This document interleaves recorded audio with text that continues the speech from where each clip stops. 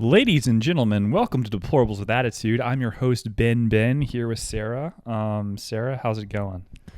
It's going pretty good. Lots of gigs. Why is this new mole on the side of my face not cancer?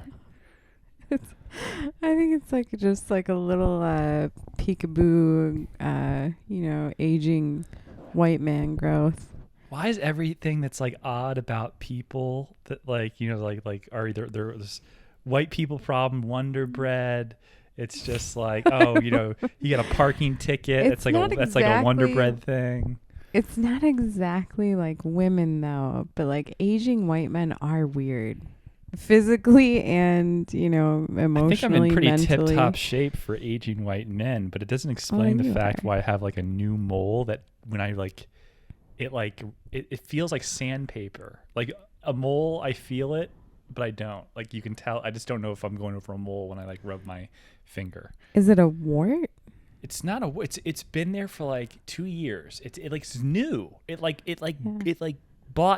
rented my side of my face. It's new. It's I didn't ask for it to be a tenant. It just came in there. It's not. It doesn't feel right. It feels.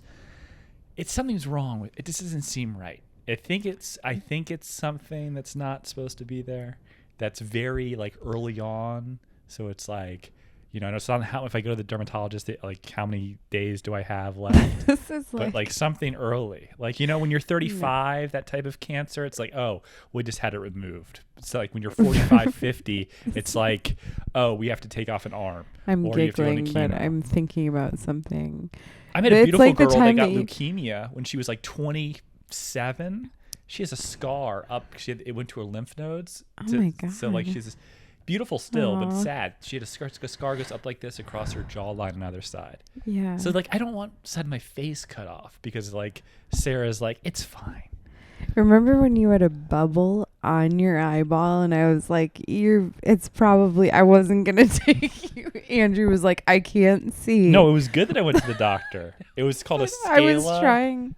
What is it? Scala inflammation or something? I was trying to tell you that it was fine, and then I saw it in the light, and I was like, "Oh my God!" It was a literal bubble on your eyeball. It is. I mean, it was fine. It was fine, but a doctor had to prescribe something. This is how you should view this situation. It literally looked like I had sunburn that was on my eyeball, and it was late at night. I had severe allergies and it was rubbing my eyes so much because of all the pollen or something. But that's never happened before in my life. No, well, my thing I've is never had that. So if you have a bubble sitting in your out eye, back, listening to music, and Andrew's I can't drive myself. You're gonna have to take me in. And I was like, you're gonna be all right. And I couldn't see it. We got in the light, and I was like, oh fuck, I have to take you. I was so no, you didn't. But the whole time you were I knew this kid growing up. Removed his eyeballs in a helicopter ride. You went I into have this, a daydream where I'm the doctor and I save the kid. I know my mom told me this story so many times. I have a lot of daydreams. There's once I was living in Calorama, D.C. by the Obamas and the Trumps. They lived right next to each other. And this woman was screaming one day across the street my baby, someone help, is anyone a doctor? The baby had stopped breathing. And now if she pulled over her car randomly by this rich area of DC, asking for help.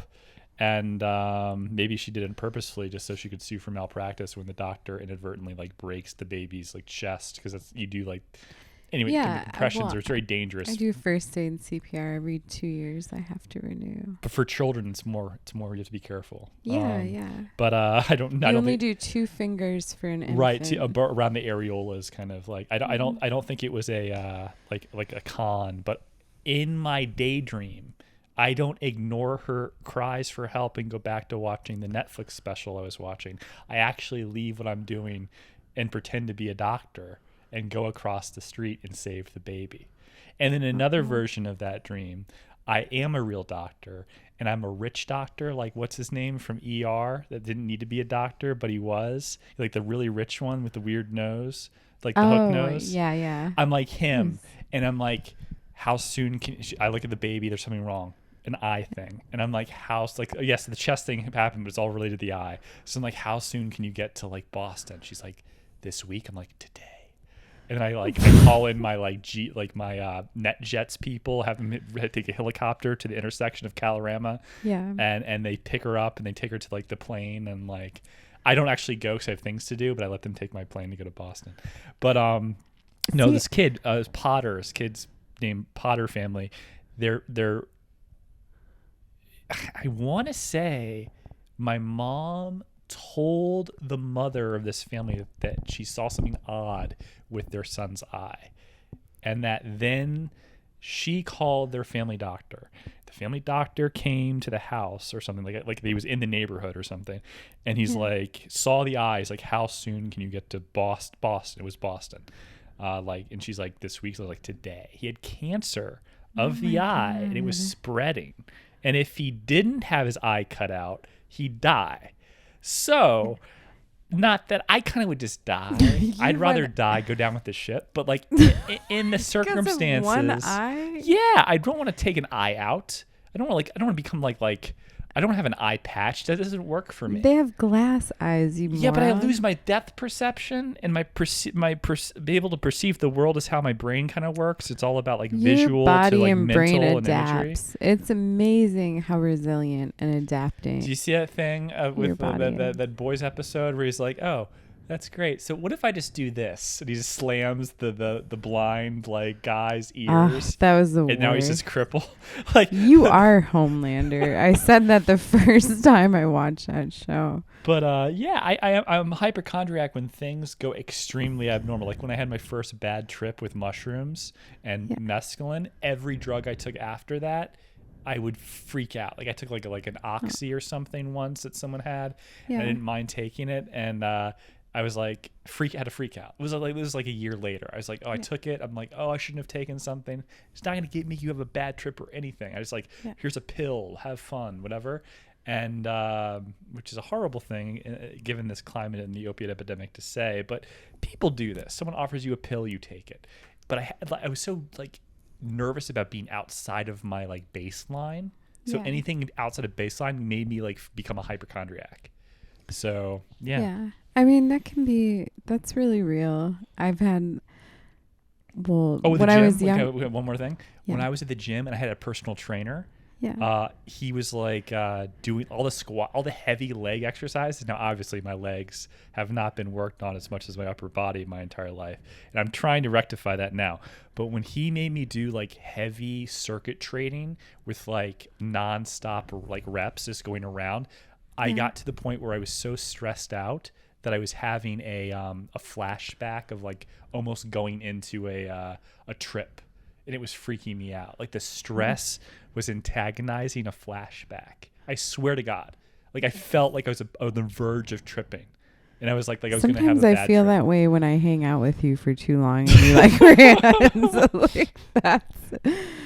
I mean, I understand it.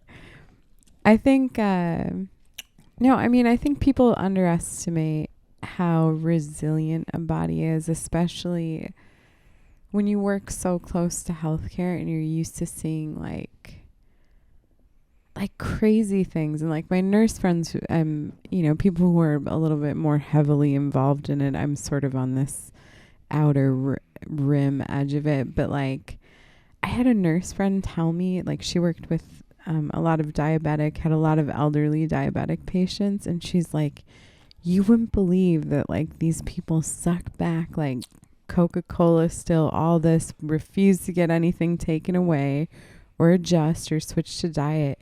And she's like, she did wound care and she would clean their wounds, and she's like, it's like a fucking zombie movie. Like she showed me a couple pictures, one which is so against like a HIPAA everything, but like it was just like deep, like somebody had just taken a bite out of these and they were still going. What is this diabetic? What is it?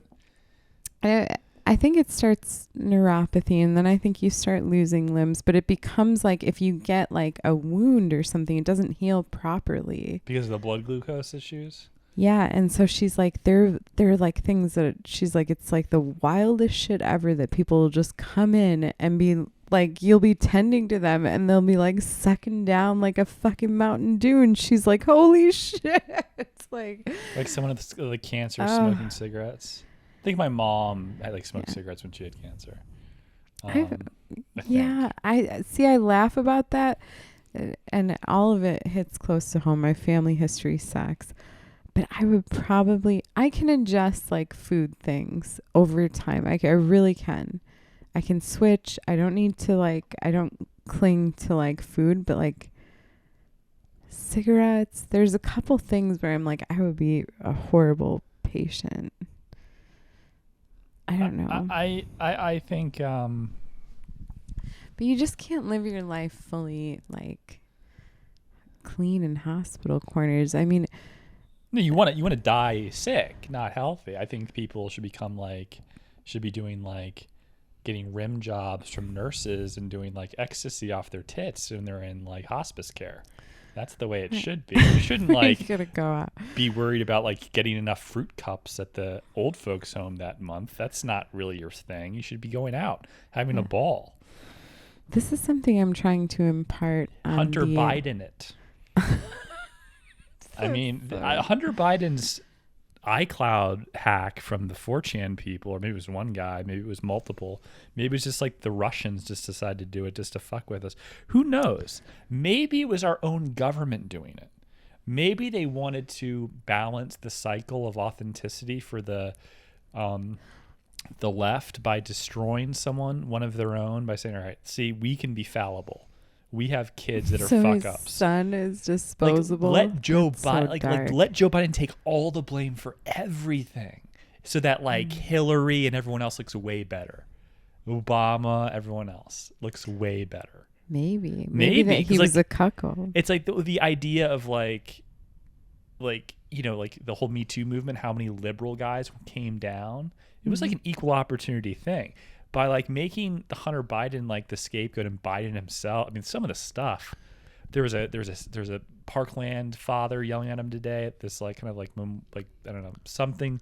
He was talking about some amendment he was passing for gun control, but it was either staged or it wasn't. But the guy was like yelling at Biden. And then Biden was trying to get people to talk to him at that party when Obama was there, and everyone just wanted to talk to Obama. And so the president of the United States is walking around by himself at his own damn house saying, hey, why don't you talk to me? And everyone's just like, hey, Obama, come here. Can I suck your dick too? And Biden's this old, weird white guy walking around the background. That's, you know, why not? It makes the party look more legitimate if you destroy Biden. It makes everyone look better. That's a theory there. Yeah, I mean, you have to have something. I think taking down your own, like a cleansing, like a Bolshevik revolution type thing, just a natural cleansing of things, makes the party look more legitimate. It's so medieval. It's so Game of Thronesy. It might actually have been the plan all along. It might have been the plan all along. Is that they really didn't have a candidate, and they did not want to run someone that had staying power, given who they could run in that election against Trump. They wanted someone that could just beat him, and that was a holder for someone else. The plan was always, we have no one right now to be the person. We haven't found them. Let's put in someone that beats Trump. We know the economy is going to fall on this person. It's going to be rough, but let's make it all on him.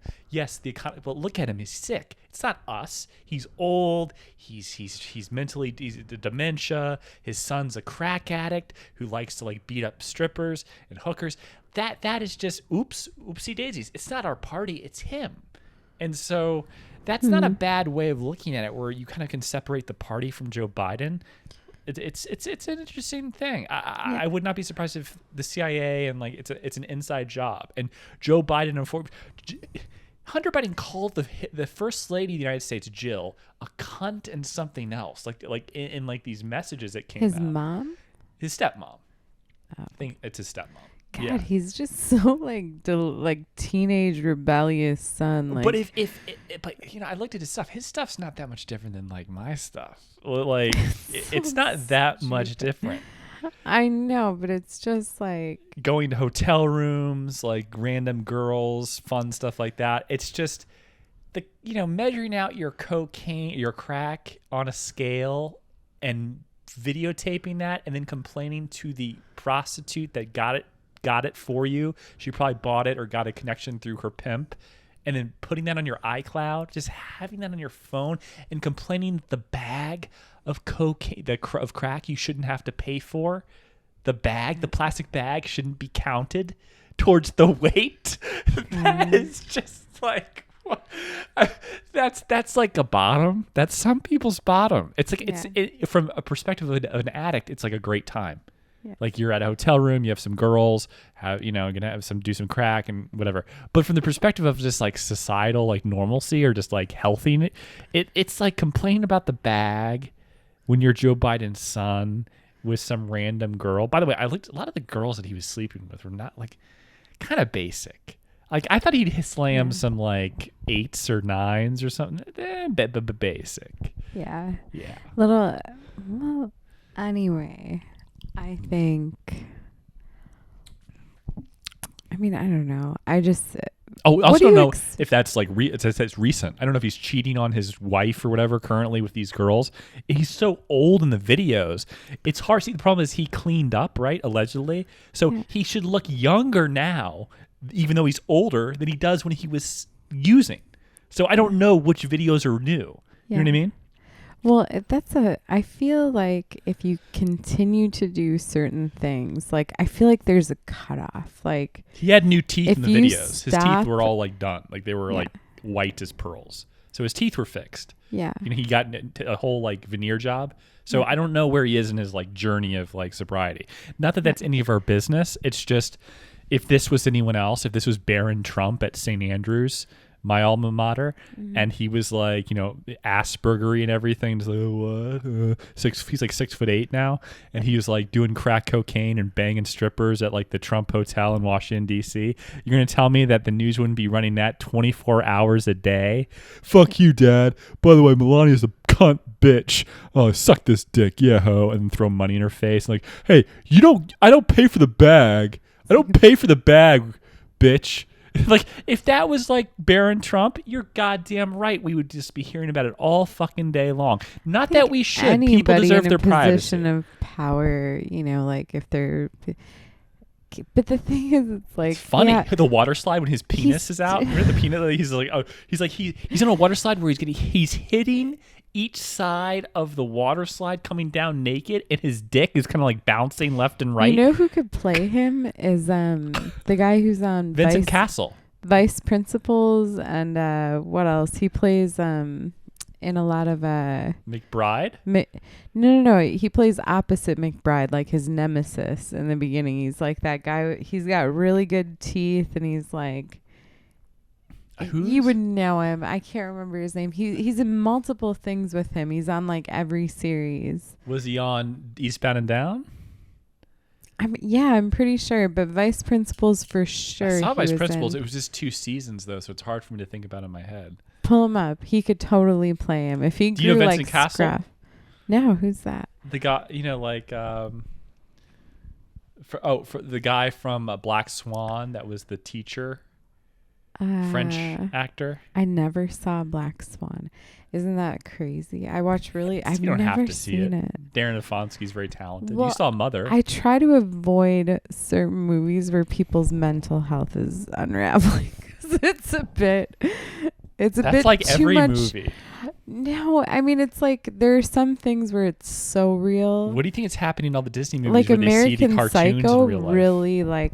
really freaks me out because I'm like that could totally happen. What's your favorite movie? He acts it so. My favorite? Yeah.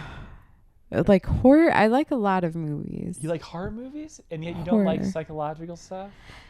What do you think horror is? No, it's like when somebody portrays it too well, which I'm gathering Black Swan would be like. You mean too real? Amazing. Like even though it's expression, like Christian Bale was totally an American side.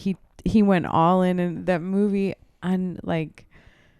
Unsettled me. It made me so like nervous. I've killed a lot of people. I know. I can't. But some of them I can watch, I guess, and they're interesting. But it's like the mental health, like really.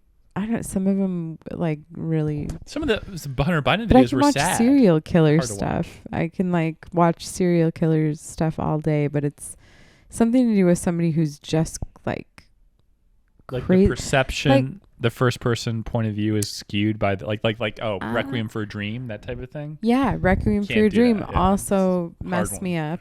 It's a hard one in general. Yeah, Requiem for a Dream. What the Amy Winehouse documentary got to me. I don't which is it's like I don't like. I'm not a but big Amy Winehouse fan. I don't know, but yeah, I Well, guess she's definitely crazy. I've had like one of my cousins who was closest to me was diagnosed. The idea that all these people do all these hard With drugs and I schizophrenia couldn't and do them, like yeah. they did them for like decades. Yeah. I didn't last a year. It's Yeah. just like, what the fuck? Well, and I think I can't do that stuff. I think it really bothered me because like my cousin growing up who was closest to me was going through like and like it was right in the beginning of it, but like she's back home where I'm from, but it had just started to like I was hearing all this horrible stuff about it, and then I watched this Amy Winehouse documentary where her like life deteriorated, and so I was just like, holy shit, like my cousin is she's gonna fucking OD. Like, and my mind wasn't prepared for that. Plus, I also, like a lot of other slightly narcissistic people, have to think about things. What if that happened to me too? What if my mental health will like poof, just go one day? So that's always. But I think I've surpassed like age 25. I think 35 is a good marker in me surpassing the mental health thing, but there's always time. That's always in the back of my mind that I could just go nuts.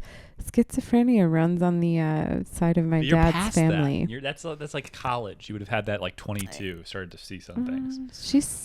She started a little, but we weren't sure why exactly she had started to. Like she was dating a DJ in Chicago. When was she starting it? The symptoms. Well, the saddest thing is my cousin was so together, like won a basketball scholarship to Chicago State. So high school to college. And then yeah, and very like, just like the most wonderful person, played point guard. So when?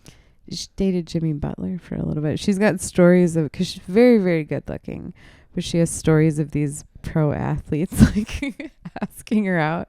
Apparently Chicago ball players are just fucking nasty dogs. Well, they're not all from Chicago. They're from everywhere. No, yeah, they flew around. They just went there for work. Her sister married somebody who plays overseas now. He plays for the... But when did her symptoms start showing up? So her symptoms, when my uncle got sick... I need to give a little backstory. But what age? You could say in. What age and then give the backstory. Okay, so around like... I gotta always help Sarah with the stories because she thinks everything peripheral to the probably point 5 years ago. So she would have been late 20s. That seems like the right thing, maybe. Yeah, but so once my uncle got like... He got really sick with cancer. He had lymphatic, I think, but on the side of his neck, he didn't want to get it treated. He wanted to do a holistic route, which actually I think prolonged his life for a while. But the thing just grew to be like a second head. And anyway, my cousin was very, very close to him, as I am with my dad. And when he like was going through all of that and wasn't getting treated and she was going to visit him, she was dating this like crusty Italian DJ. And they were like, and I'm not saying she's, like this is the reason. I think this guy was villainized a lot. And I think my cousin like knew, but also didn't really know. She'd always been really good. So whatever. But she was staying up to like waking up at 10 o'clock at night, staying out until like 10 o'clock the next morning, and then sleeping all day. And I would talk to her constantly because we would still talk and she wasn't completely gone then. And I was like, you really, like, you can't combine like ketamine with ecstasy, because she had told me that once. She's like, I left my body. That's the thing. We're not quite sure. even though my black side of the family, schizophrenia does run, which schizophrenia is more prevalent in African American, I think. So is sickle cell anemia. Yeah. But we're not quite sure because she was like, I kept talking with her about how circadian rhythms are totally real and she needed to get sun and she needed to like get normal sleep. Ketamine and ecstasy. She would like combine, and she just didn't know, but she would be like, yeah, like I left my body. And I'm like, you fucking, like, you're ODing. And you're like, she came to me because I was the cousin who had already like gone through my ODing and my shit. Did she see her body? Yeah. I love those stories. So like people float around. Oh man, why is that such a thing? Go ahead. Sorry. No, so she's like telling me this after like such a clean, like I got a scholar. And it's just like never tampered with anything. She's like, using drugs to numb pain, you think? Yeah, she was. I understand that. And so, but then after my uncle passed and like throughout it, she was just like gone eventually. Like it's the weirdest thing. Like she just sort of, really sad because I think everybody sort of had to like accept and get like reintroduced to her almost because she was really childlike for a while. Like would only watch cartoons and like really didn't. After this her passing away, was your uncle? Yeah. She acted like a child after that or before that? It was like right during it. I think, I don't know if that's what made her feel like. So I'm trying to wonder if there was like some sort of personality, like development issue that like a personality that also combined with the drugs. Aphasia seems to be a real thing, but it seems to be effective like over a certain period of time. It sounds like a short period of time of drug use. What is aphasia? It's like a deterioration of some sort of what aphasia actually is symptomatic. What the effects of it are, it's like early stage dementia. They think like amyloid plaque buildup, things of this nature. But is it dementia? Is it aphasia? Is just like dementia without the dementia symptoms. They're not quite clear, but it seems to be a more lack of evidence-based version of dementia where we see amyloid plaque buildup and stuff like that. But with people with aphasia, there seems to be less of that, but similar symptoms, forgetting names, not remembering things. It seems to not have a direct correlation in anything. I wouldn't. But drugs seems to cause it, brain injuries, immediate car accidents, stuff I wouldn't like that. think. I mean, my cousin, like she, some of the things that she did, I was like, what, like. You know, it's all the girls I've ever dated basically live that life. Not 10 o'clock at night, but like they would like get up at 4 o'clock and then like she sings too. She has sounds like Mariah Carey, like one of the most incredible voices. She sang with this guy, and I think it was like, and he wasn't a bad person. I just don't think he knew like how much she didn't know and she didn't do or what. I've met him. Lives in Italy now, I think. Basketball person. No, he lives in LA. Basketball person. No. He's just a DJ. He's in LA now.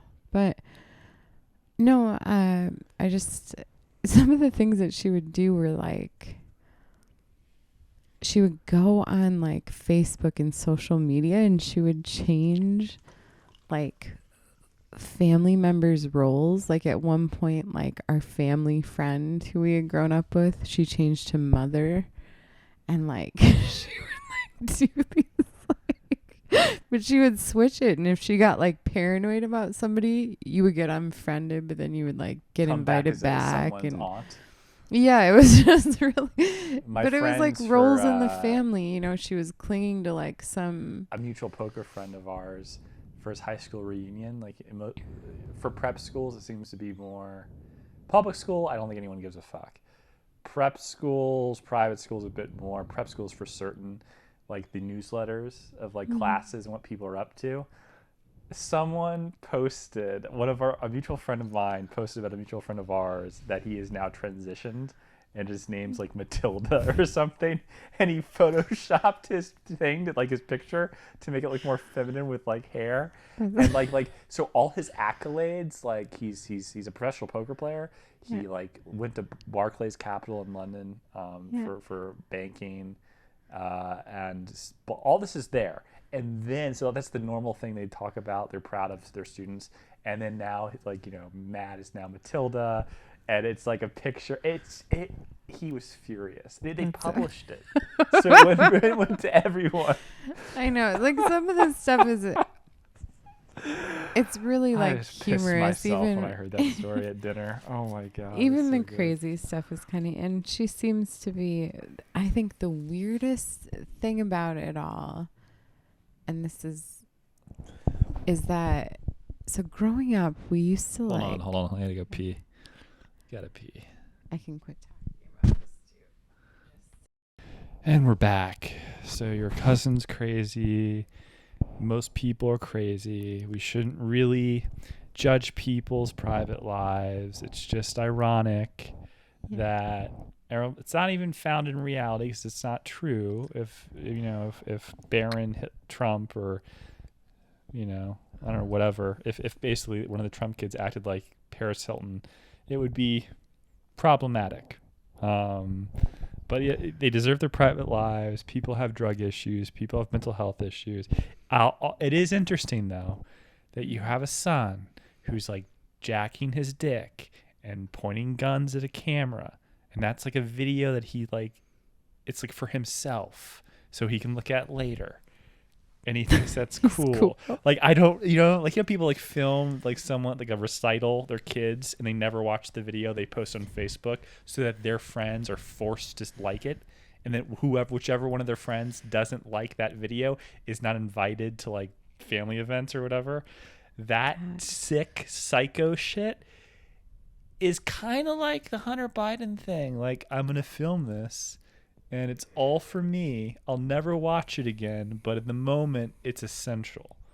And he doesn't post it to Facebook. It's very serial killer like. It is. He's like staring at, like, I don't really... indulging in some narcissism. When I was on Magic Mushrooms, I had some great thoughts that were hilarious. And I know they're hilarious because I watched myself talk about them after I filmed myself, and they were funny.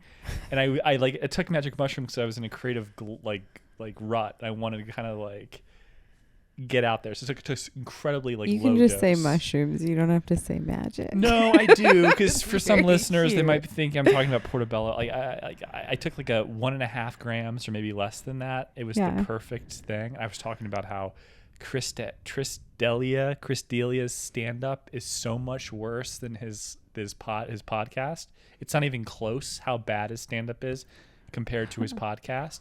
I think a lot of people might be like that. Like, there's just something about talking long form or medium form, whatever. Mm-hmm. That's it's almost like there's so much travel involved in comedy, like going to like different shows and the preparation for this and that, and doing like media, that you almost stop writing jokes. Yeah, well, there are different facets of it. Even music. Like, I think about like people being touring musicians. You're just lip syncing and the whole choosing.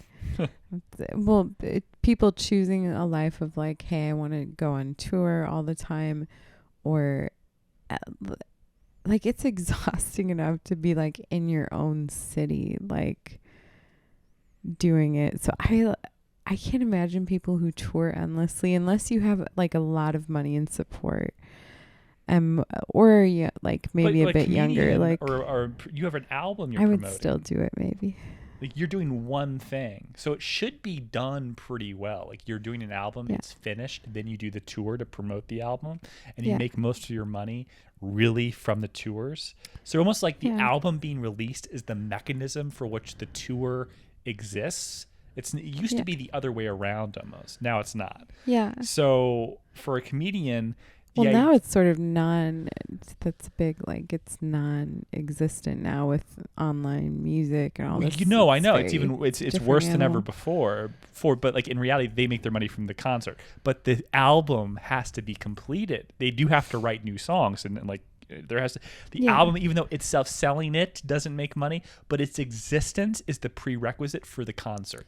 Yeah. So for comedians, it's almost like the material is not so much as important as it used to be, as much as the content creation is, like TikTok or just content, more and more content. And so if you're naturally gifted as a comedian, the form of podcasting or just going on shows like radio shit, like Howard Stern type shit in the podcasting world that there is today, the repetitive nature of exposure and content usurps a top tier special. In other words, like that is more valuable than having a great comedy show. George Carlin used to do have 3 different specials a year. No one does that anymore. Like Dave Chappelle's done something like close to that, like very quick. Most 99% of comedians don't do that. And they were all pretty very, very good, like amazing, very, very good. Today it's like you could become famous and make millions of dollars by like having a viral TikTok and being on someone's show or having your name referenced on Twitter. And then all of a sudden, like you get all this exposure. It's like, it's a weirder, it's like, it's not a mechanism for quality over quantity. And that's kind of disgusting. Right. Especially, I mean, I don't know. I'm not going to get into like big and famous you have to be to not be on social media. Like it's such a powerful mechanism for like, my friend told me that if I hired a team for social media, if I paid them like $1,000 a month, you'd have no idea how much more, like how valuable that, even just like $1,000 a month, like the value you'd see it. Yeah. Well, it's disheartening when you're really creative and you have to fucking elbow your way in there. But there was one time, so I was a part of this, like I'm still a part of these musician forums. I just don't really need to go on them anymore, but I was like trying to get a band together, keyboard, something going, and I posted something and I got like likes, but like nobody, I was like, what the fuck? Like, I know this is good. What the fuck is going? And then like the very next post was this like 19-year-old girl who moved like she was cute, you know, and she but like got all the attention. Her voice sucked and she got like tons, and I got so pissed off. Do you know that the Met Opera did that? They picked better looking opera singers that weren't as good as singers when they went to video. But this girl sucked. Like Ariana she sucks. did a song that I do so well, but it wasn't recorded. But she does Amy Winehouse, and I like just did Amy Winehouse and took a shit all over it. Like she's very hard to do, whatever.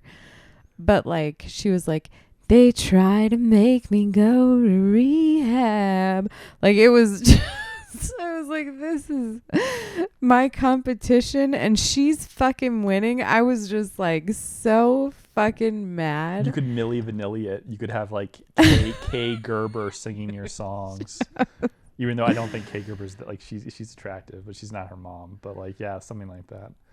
Okay, you know who's really attractive and is the girl in Shameless, the Fiona. What does that have to do with anything? The American version. She sings too, and she's a very lovely singer and lovely person, great actress. But that there's some people who like are just like, oh yeah. And it doesn't help that the younger generation is so like airy fucking fairy about it, where I'm like, our generation is still way more neurotic. We're like 20-year-olds now are just like, yeah, I just did it. Like, I don't know. They're pretty neurotic, the 20-year-olds now. They're like killing themselves because someone's talking shit about them on Instagram. Yeah, but it's like more, it's still neurotic in a way. It's moronic to kill yourself over someone talking shit about you on Instagram, but that's still what's happening. I think kids today are incredibly neurotic, especially in this skew morphological reality of like online existence. Yeah, Kids are like true. killing themselves because they lose like whatever. Maybe it's just communication skills that I'm thinking of, because everybody who I talk to who's younger sounds like a complete fucking moron. A lot of them. Sorry, younger people, but anyway, I was like, this is what I'm up against, and I'm an actual jazz singer, and this young girl. Sex sells, Sarah. Sex sells. I don't want to succumb to that mindset. I know you keep OnlyFans like has only taught you, God, Hunter Biden on OnlyFans, just like smoking crack and jacking off and playing with guns. He'd make like $10 million over the weekend. Are you kidding me? He like shout outs like, "Hey, this is for Mike." Hey, if you run into him, you should like Amelia, Ohio. Big shout out from Big Dick Hunt right here. Yeah, it's like, hey, this one's for you. He hits the pipe. Hey, Sarah in Austin, Texas. Check out my. Do you want to see two tickets to the gun show? And then like one of them, he's just flexing his arm. The other one, he's just jacking his dick. Yeah, double encore performer, like some stupid shit. Yeah, he. God, now I feel stupid like about going on a rant about a young. That would be like awesome. If he was more accomplished, yeah, that would make it. Like if he was like Travis Kalanick who did Uber, that would be like. He was kicked off the board of Uber because of like sexual harassment stuff, allegedly. That could have been politics. It could have been real. But if he was kicked off the board for smoking crack and beating up hookers and like doing videos that we've seen now on the internet, that would be awesome. Uber like went into the Netherlands, Belgium, India, Hungary, and Romania and set up kill switches for all their companies so that all the information when these like police investigations, maybe it was involving I don't know, unfair competition or sexual harassment, they like raided these offices of Uber and they had a kill switch that killed off all of the information from Uber's main hub cloud, and so they couldn't like access anything.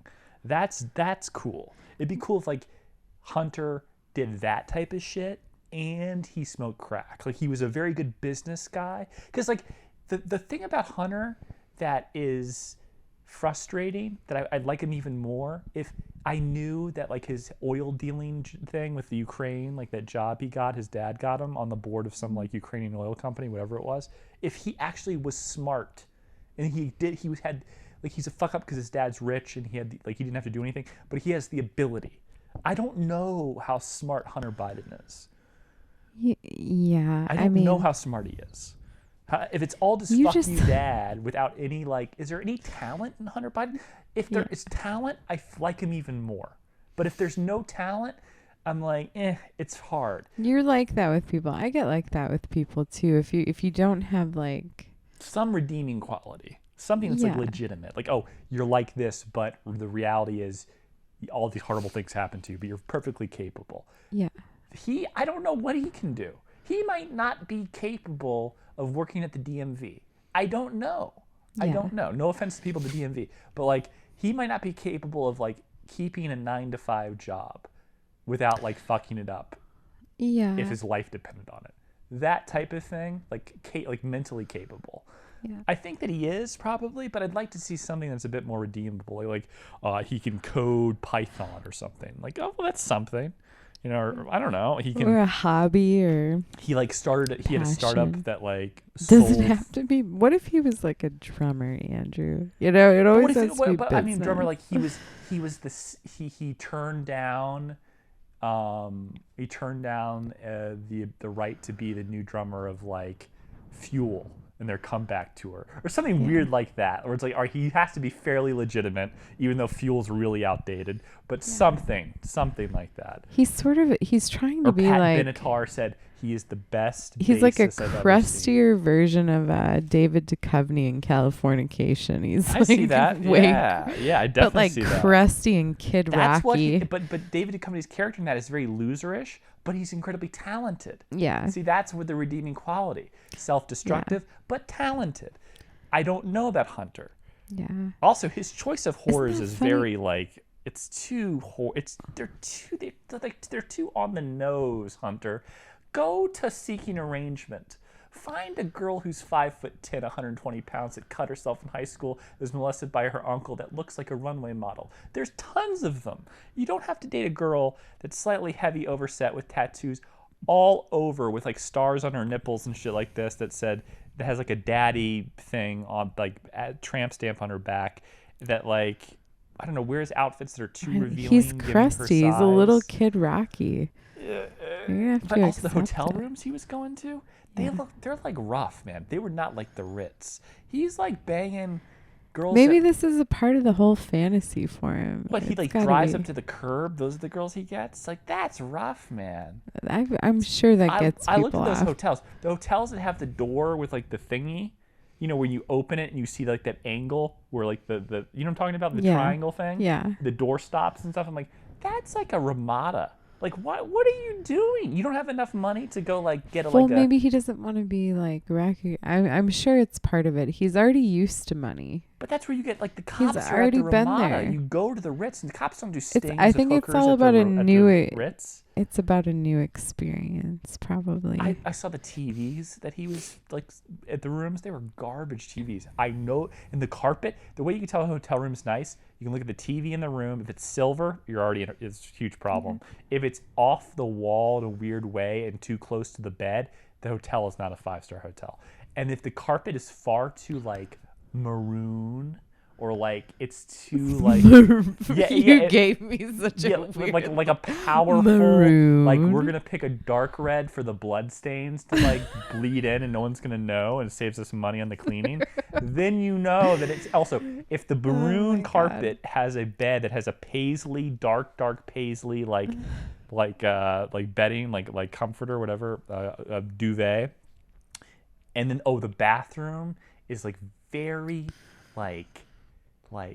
too like, I don't know. Oh, you can do it by the soaps. If the soaps are garbage, like you have a plastic wrap soap that's like very generic, doesn't look like a seashell, or you have like a really shitty brand of mini shampoos. I'm trying to think of one what would be, what are they? I don't know. I stay at nice hotels. I'm trying to think of the last time I was at a shit hotel. I know what they are. They're in usually long and cylindrical plastic things. And like, there's always a body lotion, a conditioner, and a shampoo, and it's always like not enough. It's like, this is good for one shower. What kind of hotels are you staying at where they give you enough? Are you kidding? No, nice hotels. There's like always more. I've never Shitty gone to a hotels, hotel where I have enough. Nice hotels, there's some in the shower ready, and there's some in the bathroom area by the sink. Okay, well that's also shitty. Shitty hotels. No, shitty hotels always like, there's one that you have to find them. They like hide them by the Bible, and like here's where the conditioner is. And usually it's like always like, oh, they don't need conditioner. Here's shampoo. Yeah. Here's shampoo and some like knitting needle shit, for in case you're like your T-shirt from Izod breaks right before you go to like Chuck E. Cheese to check out the talent. You fucking pedophile. Something like that. So I was dating somebody years ago, and we would meet up. They lived in it wasn't years ago, it was a few years ago. Is what I was just talking about? Yeah. Okay, so they live in San Antonio.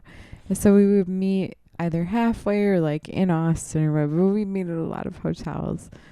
And my thing was like going to a different one every time, because I was like, I want to tour day hotel this. I want to check everything out.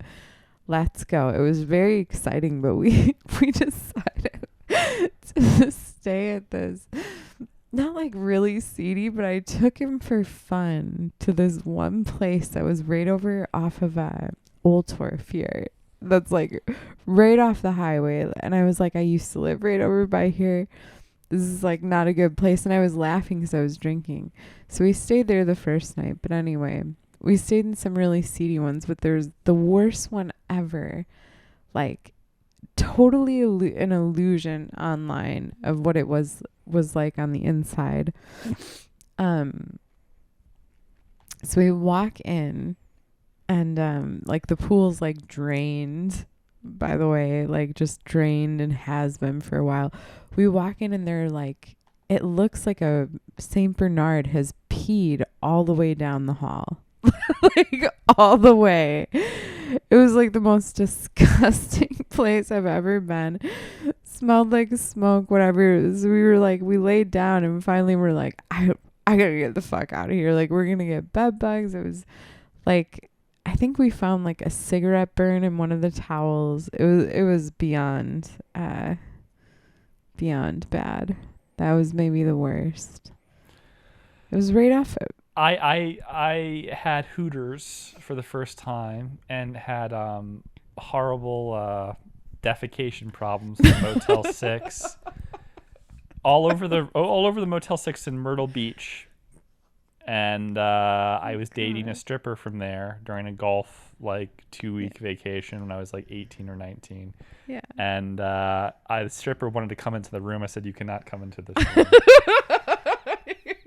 And I was so young that when I went to the strip club, I had to wear a pink shirt to let them know I'm not 21. And she's like, "Why can't I come?" She thought I was like hiding a girl or something. I'm like, "That's not what I'm hiding. If you knew what I was hiding, it would ruin this whole thing we're doing. So I'm not going to tell you." Another time in Myrtle Beach, same trip, I again went to Hooters and had severe... uncontrollable, thinking, "Oh, is this a one-time thing?" No, it's not. I get food poisoning. Like my body of just like elite boarding school, 5-star Michelin, was not prepared for the mechanism of action that is Hooters special sauce.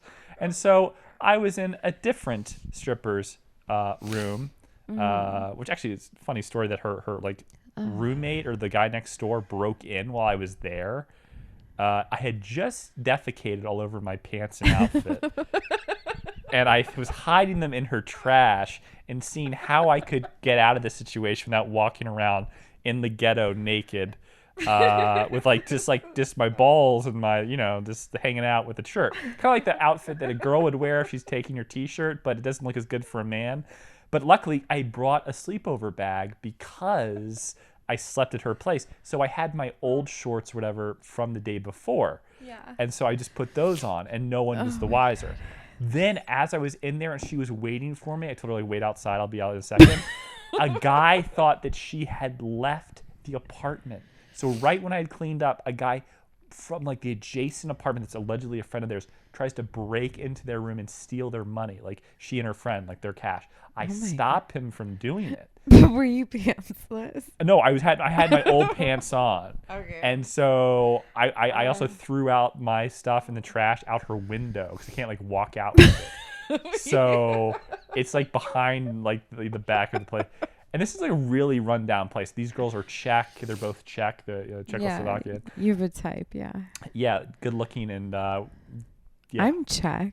And you would think. And where's my I like the C and D list models that this just goes to the supermodels that are just didn't get picked. But they I don't know, it was weird. I just knew the guy wasn't supposed to be there. I saw him going through their money. And so they had already talked about before someone stealing their money, they think.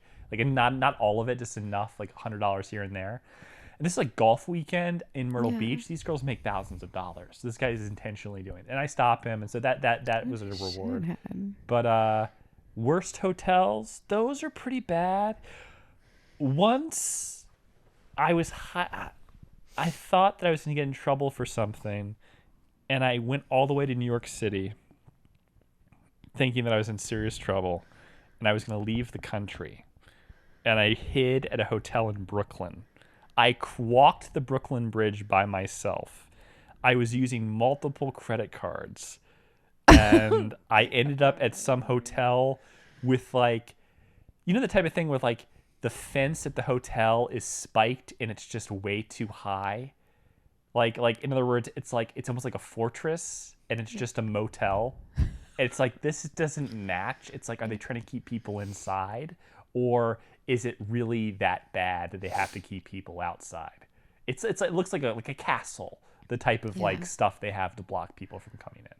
And I get it, like I pay cash, and they think I'm weird already, and I just give them extra money, so like the normal people don't do this. I'm like, I don't want to give them my ID, so I give them. They more thought money. you were like Christian Bale, I was American Psycho. I was having a panic attack and like a delusion, a thing that I get when things are really stressful. And so this whole episode, I had an episode, and everything turned out fine, but the amount of, like, that hotel was not pleasant, and I didn't sleep well.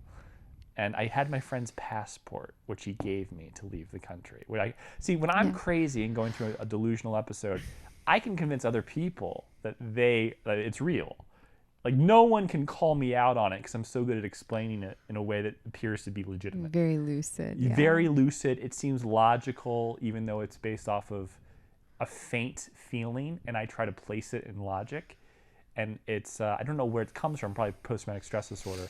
But I got my friend to literally give me his passport to leave the country for a crime that I thought I may have done, which wasn't true. It wasn't even accurate. Like I wasn't certain I did anything wrong, but the idea led me to leave Washington D.C., go to New York, go to Brooklyn, and almost get on a fucking freight ship in a cabin and go to like Africa, like Côte d'Ivory. I wish you would have. Yeah, I wish I would have too. That would have. I wish I would have too. But yeah. So I've stayed at some bad hotels. Nicest hotel I've ever stayed at. Yeah, let's get some. Hard. Yeah, it's good juxtaposition. It's hard to say like what's ranked. I'd say the Principe de Savoia in Milan. I stayed at a suite there, and the Rolling Stones were playing there, and so I went to the Rolling Stones concert. And what's his name? Mick Jagger? No, the other one, Keith Richards. Had a guitar case. It was Louis Vuitton with like stickers on it, and he was at the bar, and he didn't buy me a drink, but we did a cheers to each other. We stoked up a conversation. Really cool. Yeah. I almost skipped their concert to go have sex with this Russian girl that I met in Monte Carlo, and she came with me to Milan, and she's older. She had a Porsche, really nice one, like a GT3, but she was a journalist. It made me think that she had like a husband that was rich or something, or maybe he was in the Warzakonia, like a mobster or something. I don't know. I just had this story in my head of what her deal was. She had a sick car, and yet she was a reporter, but she was also in Monte Carlo, the nicest places. I stayed at the Hermitage Hotel. And then she was with me. We almost skipped it just to have sex and whatever. And then she introduced me, and this is kind of cool, to Boris Becker, the tennis player. Not Boris Becker. Boris Becker's wife, this black woman, attractive, like one of his ex-wives, who just thought I was really adorable, and we had lunch, and then Boris Becker's now in jail. He's in jail for lying about his taxes and hiding money. This guy's won Wimbledon, he's a world, he's very talented, sad. Yeah. And it's like that. I saw her. I think it might have been the same woman. I think he's had more than one black girlfriend. It was kind of, it was the summer. So I don't know how, her skin might have been darker than usual. I don't know, but this is keep going down this rabbit hole. Well, no, he that's his my type. Racism showing. Yeah. He likes black women, though. I think he's had more than one, so I don't know which one it was. He has a type. Yeah, pretty much. Yeah, all right. and he's had kids with her, and so she, I think, was in the pictures of his last court hearing before he was sentenced to a year in jail, and she and I were having lunch in Milano, and with this Russian girl, and I'm just like, that's kind of that's pretty cool. So that hotel is pretty nice. This hotel. Do you think they just work guys there? Is that how they met? where they started off together and then she met Boyd, but they like haunt that There's something hotel. interesting about the fact that these two girls were friends. I thought they clearly must have had ties to London, and the Russian girl having ties to the West or Western Europe was indicative to me of having connections to some sort of like money of some sort.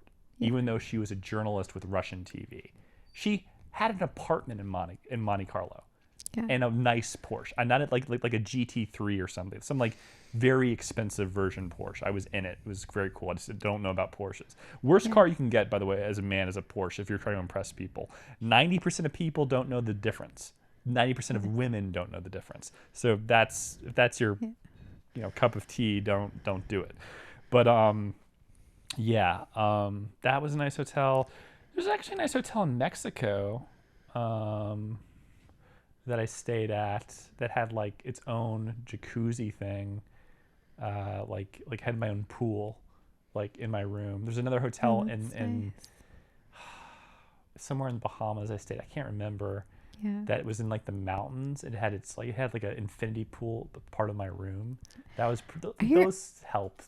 Not that they're nicer than like, I don't know, like the Hassler in Rome or the Hotel Eden or something like that. But they're definitely look nicer, but they're probably less expensive. Not that that means anything. Quality of service, probably equal.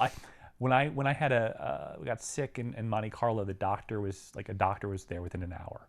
Came to my room and like gave me like something. I had this weird papilla. The papilla on my tongue was like very red and like raised or something. What the hell is papilla? And it's called papilla. Papilla? Onomatopoeia? No, I think it's called a papilla. On the little red things on your tongue. They almost looked like tentacles. They were just inflamed. Yeah, like cold sores. No, like the red dot, the stuff on your tongue was like it was all inflamed, and I don't know why. It felt fine otherwise, but my tongue was sore. He gave me this pill and it went away. So I don't know. Well, I always wonder. I really want to go like Bali hotels, and I want to go to a place. They're not expensive. We were talking about this the other, but I want to go to a place where like they have. Go to a place where there's a hurricane disaster right afterwards. They'll hook you right up. Like go to like Puerto Rico. No one wants to go there. Like no, I want to go to somewhere where it has like the open, like you're like in sort of like on the edge of a jungle and monkeys come and like steal your fruit, and India has that.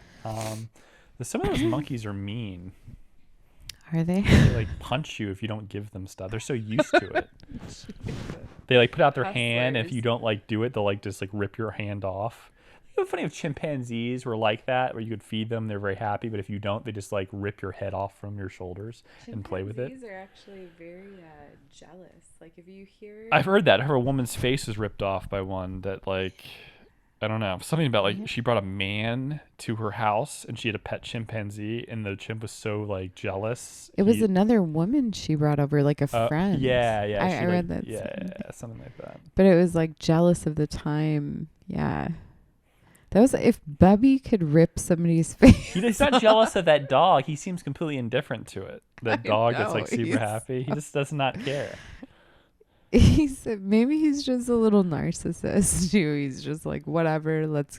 He's definitely annoying. The dog, your dog is like, just.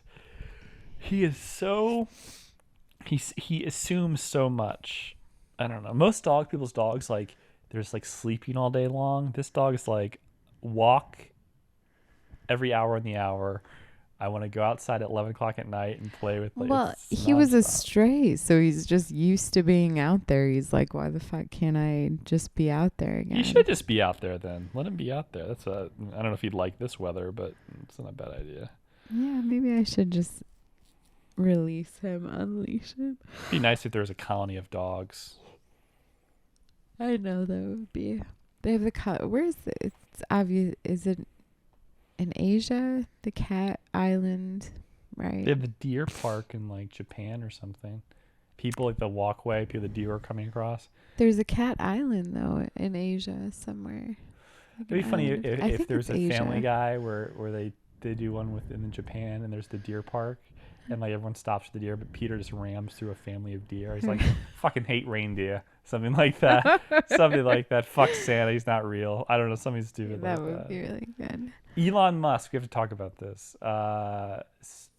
He's backing out of his deal, maybe because the market's going down, maybe because he's really just worried about the bots. But Or that he just had twins. I don't know what that has to do with anything. Well, because they're expensive or something. But he's kind of joked about how Twitter wouldn't disclose the bot information. Now they want to force him to buy Twitter in court, in which case they'll have to disclose that information to the court. The question is, synthetic AI bots, or like bots that are like not real people, I don't know that there's any technology that can actually definitively prove what's real and what's not. I don't think that that exists. You can say Twitter's synthetic internal information, their process has a number. It might be a bad process, but if that process is their information that they go by, and theoretically based off their business model, what do they care what's real or what's not? As long as those bots or accounts are growing, they don't care. You know what I mean? I used to tell people, what's the difference to them? Yeah. If they're trying to convince people that the company's valuable, and we base the number off the number of monetizable entities, it's in their favor to have a shitty system that just says, well, each of these accounts, and we have 10 more than we had last month, are all monetizable, real. Yeah. I don't know how you prove that. Like there are accounts that act.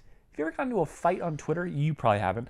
I know I've gotten into a fight with PR bots that are like minions, and then I get past them. It's like a video game. I get to a next level where a guy starts criticizing my grammar. So that's what they do. It's like, oh, if you're an idiot because you didn't use the right article, or you're typing with your thumbs and you hit like a semicolon and instead of an R.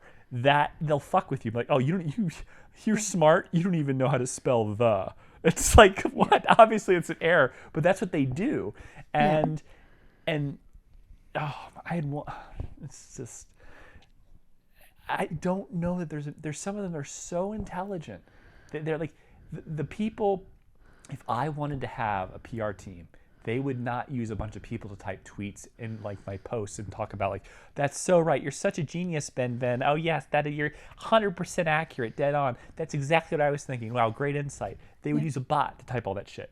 Basic bot. There are bots that can have conversations with each other, that go in depth and like crawl the internet for information and like shoot it back and forth. It's very difficult to tell which bot is real and which isn't. Yeah. This is like, objectively speaking, if I had a bot on my computer using my Twitter and I had these key phrases typed in, let's say 1,000 of things I always say, how is Twitter supposed to know that's me or it's someone else? How? That's true. I feel like I could like pick your 1,000 at this point. You can pick my 1,000, but how do you know I chose to send it versus the bot randomly picking one of them my would be 1,000? cuckold. You say that a lot. Yeah, it's one of my diminutive terms. Comportment maybe would be in there. Daddy. That would I want to have a side clothing line for WA called like Got Daddy with a question mark. I think that would sell. That actually, yeah, you should. Just a bunch Why of haven't you done BPD that? girls and like mid drifts and stuff like that. Oh my god. Most BPD girls are really just like they can be really malicious and like psycho. But there is the rare BPD girl, if you can find her, that's an introverted, kind one that doesn't actually like when she's going through an episode of shit testing you, call your mother a whore and wish you dead. Like there is a level that they just don't go. They don't go there. But most BPDs, I think they are batshit crazy. Yeah. That like they're mean, they're malicious. But there's another version of them that's like very wonderful and good. And if you can help nurture the balance of their like self-respect and give them a positive image to help build that up in them and like self-esteem and all that, you're doing a world of service to humanity. Because those people are wonderful. I'm not saying the evil ones can't be fixed. It's much harder to like help people and like they're just talking so much shit when like they're drunk or whatever or abusing drugs or something. Well, that's the thing is I think it's one of those things where you can't. It's really hard to diagnose but also treat, so that a lot of times like those Band-Aid, like drinking and this and that, like people to this day keep saying like Amber Heard's a narcissist. Yeah. I don't know that she is. Yeah, yeah, she might be a little like out there, but Narcissism is a part of BPD. Her actions, the way she like manipulated the fights into like keeping Johnny from leaving. I remember this. Like, won't let me leave the house. I have to be in the fight. yeah, Like, they're instigating it. Like, I can't leave. I can't like run away from it. That's BPD. There's narcissism in that, which is your feelings are more important than mine. That's narcissism. yeah. But the mechanism of action of like, I'm not gonna let you. You have to like endure my like shit testing you and like blah blah blah blah blah blah. That is psycho behavior. The one thing about hers is it seems preordained, like planned. Yeah. Like it was all designed to get money out of him, which most BPDs don't think like that, which might just be pure narcissism. I don't know. Well, they don't like plan ahead and get a bunch of money from this guy. No, I think feeling like vengeful is actually, my mom was very brutal and my parents But what divorced. what did Johnny Depp do to her? Like if did he really beat her up and she's Doesn't vengeful? matter. My mom made up stuff during my parents' divorce, like crazy, insane stuff. My mom was like, that was perpetually the victim. Yeah, but that's. I feel like how is whenever that empowering, by the way, that whole logic of being the victim constantly, but that's it that gives you power. Does it? That's the delusion of this like whole like Me Too movement, is that no one has ever whined themselves to the throne. You've never had a king overthrown by a bunch of invading armies. They're like, yeah, it's unfair. You're king and I'm not king, and you're just so oppressive. That doesn't work. Yeah. Well, that's the scary state of like, everything right now. It's just is that it's fake. The whole movement's fake. Like someone else is running it. It's designed to just shoot. Yeah, I'm ready down. for Molotov cocktails to come back. Like we're not. Anyway, I think. What the fuck was I gonna say before? You're like picking up books over there. So, what was I going to say? I got completely derailed with like a rebellion sort of thing. What the fuck were we just talking about? Borderlines? Oh, yeah. No. So I feel like whenever I feel like I have like the flip side of that. Like I learned from my mom, maybe not when I'm upset. Like I don't shit test in that way, but when I get sad, I need somebody to like go through that with me, or like maybe that's normal, but I feel like it's a different sort of like not shit test, because it's not, but like I immediately like feel like I need somebody to like it, but it's never anger. It's like, I don't know. Does that make sense at all? It's like the flip side of like a borderline getting, but it's from growing. Shit testing is not what you're describing. Well, you're like asking someone, "Can you please hang out with me?" Shit testing's like, you're an asshole and you're a horrible person to me. I'm like, I just bought you cake. Like, it's like, what is going on? I get like, it's so funny. Like this weekend, I had like a wave of like something that was totally, and that's what it was. That it's all just waves, always with all this shit, but.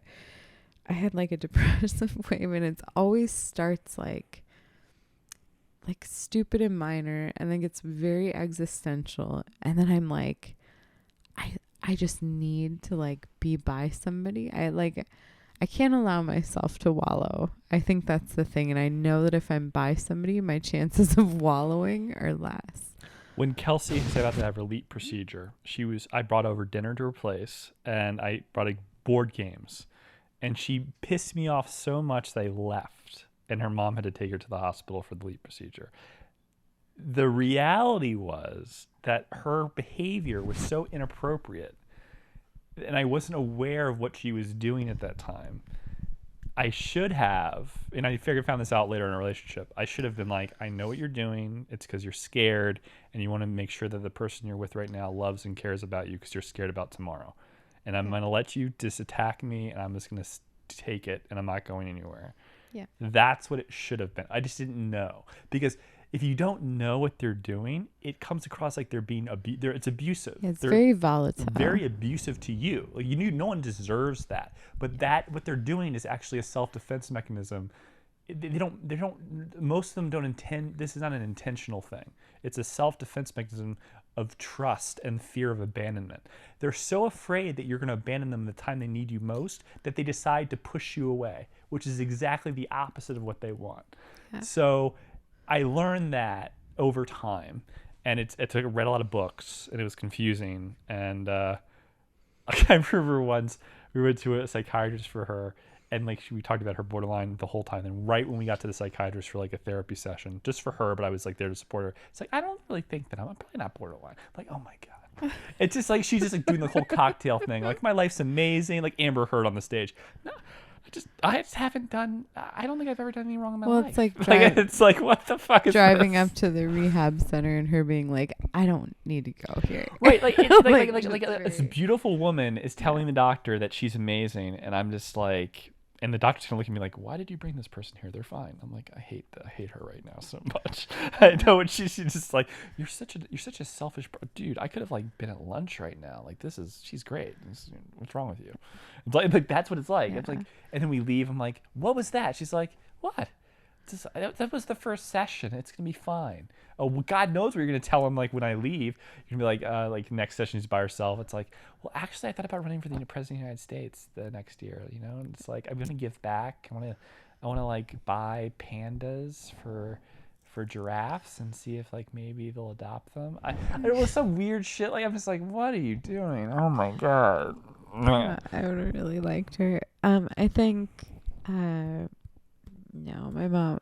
I think it's different because I've never been in a relationship with somebody, manic people, bipolar, but never borderline, but being raised by somebody who I'm 100% sure has like the malicious sort of, maybe without intending to be, which I've come to terms with too, which is a really hard pill to swallow, but being raised by somebody with borderline versus being like romantically involved, which like I can't even fathom. I have no idea how her and my dad, like it was short-lived, but like the things my dad told me as an adult and some of my family members that my mom did to him, I was like, what the fuck? Like, my mom he would like go, my dad was working as a lineman. We were very little, very poor. They had kids very young. But he would go and he would leave and then come back. And yeah, and my mom would like make up in her head that my dad was like doing something like cheating, whatever. Really, she like eventually just pushed him to cheat, which is such a borderline thing to do, is like, I'm going to like create this story and like ride it out. But he would come home from these long stints away where he like had to go work, and my mom wasn't working, and like my mom would like, he'd be exhausted and he'd come in and my mom would like beat him with a hanger and like all this shit, like call him like nigger, like all this shit. And Jesus. Like, yeah, like crazy shit though, like crazy. Like she would just full on have like a fit. And my dad, like, eventually, like, yeah, my dad has to leave. Like, I've seen my mom have a fit as a child towards me. And I'm like, who in the fuck could be with you? That's always been running through my mind. But it's like that, it's that sort of thing where it's so insane in that moment. Like, they're so crazy and, like, made up it's usually made up, everything that like that they're. So you want to go in the closet? Hold on 1 second. Back. Sorry, too much monster. Yeah. So anyway, we usually dive down the rabbit holes of your psych upbringing. This is mine. I've had psychiatrists my whole life, mainly because. Like, not whole life, but like I had them for my mom, like they were all through my childhood because my parents insisted, because of my parents' divorce and all this. Basically, they knew they were destroying, like, my mind, my fragile, like, all my innocence, and like they knew that I would be damaged. They were trying to do their best to control that damage and keep it as minimal as possible, because they're so selfish that they were like, well, our kids are going to be destroyed, but one of us will get more millions than the other. And that was kind of just like the balance that they had in their head. At least my mom, my mom was like, my lawyers will get half and I'll get some of my husband's money, even though she didn't need it because her family is loaded. So, but in the interim, the kids will be destroyed, but money will transfer from one person to lawyers to me. And this is the big problem. So I had a really nice, I told my dad once I wanted to be a child psychiatrist because of the child psychiatrist helping me when I was a kid. I had them like in even pre-K. Yeah. And my dad's like, oh, it's stupid. I remember crying because I said, I want to be a child psychiatrist. And my dad's like, oh, it's stupid. You have a great business mind. He was telling me this when I was like 6. It's like, which I started, I was like, and then like my brother told my dad right at the table, I remember he's like, what is wrong with you? Like, it's like, because my dad was the type of person, he's so narcissistic, the type of guy like that would just leave me in like to go on rides in Disney World when I'm 7 by himself, just go do his own thing. He'd wait for Splash Mountain for us to get off it, me and my brother, but then he'd go off and be like, oh look, cotton candy, and like to go after that and find it. And then the police at the park would like call my mom, like, we found your kids, they were like swimming in like a fountain with like alligators or just something shit like that. And like I at FEO Schwartz in New York, I ended up in the airplane on the ceiling. I climbed a bear and jumped. It was hanging from wires. They had to get like the fire department to come at FEO Schwartz. That's like a fucking Home Alone type shit, like Macaulay Culkin. That's such thing. a little BenBen move. It's totally like a fuck this. That plane's mine. And I wanted it because there was a bear as my co-pilot in the back. So I was like, where are we gonna go, bear? And that was the thing. And so, I had psychiatrists my whole life. My mom dying, psychiatrists. No psychiatrist after that, really. Probably should have. But all of them said, like, I don't have anything. Like, there's nothing. One of them said I'm hypomanic during the time my mom was dying. They suggested I have a temporary, like some dose of medication for that interim, but no bipolar 2, no like milder thing. I'm like, are you sure I don't have this or that? Or they're like, yeah, I don't think so. Like, I took the tests for these things. No, so I don't know what I have. ADD, yeah, but like I don't know. I think that there's some PTSD, like Well, I haven't had one. I think I've self-diagnosed myself with that, but I haven't had a doctor tell me that. I don't need anyone to tell me that. I also don't know what the treatment would be now. It doesn't really come up. It's only there's some great things about mushrooms that they're finding out to help. Ironically, though, if you do too much of them, then you do get PTSD. I know. That's one thing I'm like scared. This was years ago. They're but the really last, good like, low dose of mushrooms will make you laugh with your friends. You don't need to have hallucinations. The last 2 or 3, and I was like early 20s, but I had multiple bad trips in a row, and I was like, I'm done. It's telling you something that other things need to be fixed. It's called the teachers. But that was too many lessons all at once. It freaked me out. But no, back to, I think because I have the same thing. So that's just fight or flight, and they're so normal because everybody has some amount of trauma, I think, in this world. And I think it's funny, like it's, and what sets it off, like, your stuff is pretty heavy, but like there's also like I think about sometimes what's giving me, and you just have to have a sense of humor. You really do to heal. And I think you have a wonderful sense of humor, and I think it's completely helped you, and me too. Like, even when I'm very depressed. I'll like laugh sometimes and be like, oh my God. I have a problem with righteous indignation. Like when I know that something is wrong, I believe it's inherently wrong, that I'm 100% right or very close to it. Yeah. There are no rules. I have no rules. Like if I know that what I'm doing is correct, it could even be self-destructive to correct the wrong that's been done. Yeah. It will do everything to make sure that it's corrected. Like to the point of like crazy things. Like absurd feats. Like if you were to tell me that Amazon charged my friend, no, it's not like this. That's not a good one. Like what's a good example of me doing something insane? Grimes was so upset that Grimes came to DC in 2016 or 17 to play a show at the don't remember the 9:30 Club. The 9:30 Club. And because the shows are on at 9:30 at night. Or that's when it opens. And I think it's mainly standing room. And I saw M83 there. That was great. I saw it with Kelsey. Oh my God, it was so good. They were doing like, but they're like, oh, waiting for the call. You know that song? Yeah. That was great. It's very, very romantic and very like poppy. It's good. So Grimes is supposed to go and she's sick. And then I'm like, oh, well, we'll just go to Philadelphia and like go to her next concert like place. So we fly to Philadelphia to see a Grimes concert, which is really weird. I was just really into her. Like I don't know if this Grimes girl's interesting. And I'm really embarrassed to actually say this. And she's sick for that one too.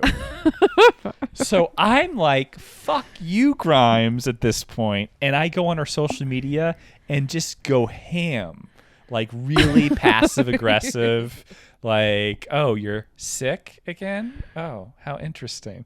Yeah. And she ends up actually responding to me like, okay, well, you sound like an adult and you're like bashing all my like fans who are like kids. I'm like, so what? I was really upset. But that was like a bipolar type thing to do. That seems like a bipolar. That was really just a rich kid that had the ability to do whatever the fuck he wanted, and Hunter Biden it up. I bet me and Hunter, in that circumstance, idle hands, would have done exactly the same thing. If Hunter Biden was a Grimes fan, I think he would have been like, fuck this bitch. And then like lay on her on Instagram. Just went to Philly to see ya. I don't know if he talks like this. He doesn't fight to talk like this. Like, I went to Philly to see you. He wishes he talked like that. He probably is like, yeah, I went to Philly. It's weird. Actually, there is something weird about him and like to camera, why he films some of the videos that he does. Like he can't post them anywhere. Like it's some of his videos are like as if he's going to post them to his TikTok, but he's not. Maybe he wants to like imagine that he has a life where he could, or it's like, hey, it has to be very 5 years lonely. 5 months That's sober. Probably... like who's that for? That's for your Instagram? You can't post that shit. You're Joe Biden's fucking son. But like that was kind of like the thing where this complete ignorance of reality, like it's so like for me, and like there's like, what other good things could you do with your time right now?